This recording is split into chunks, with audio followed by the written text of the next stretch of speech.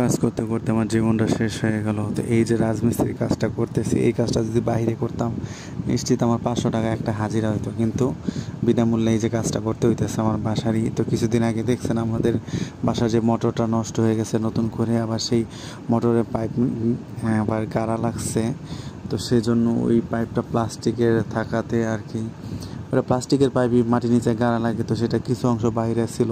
তো বাইরে থাকা অংশটুকু আর কি সিমেন্ট দিয়ে কভার করে দিতে হয়, নইলে এটা আবার ফাইটটা যাওয়ার সম্ভাবনা থাকে কিংবা প্রেশার পড়তে পারে। তো এই কারণে একটু সিমেন্ট দিয়ে কভার করে দিতেছিলাম।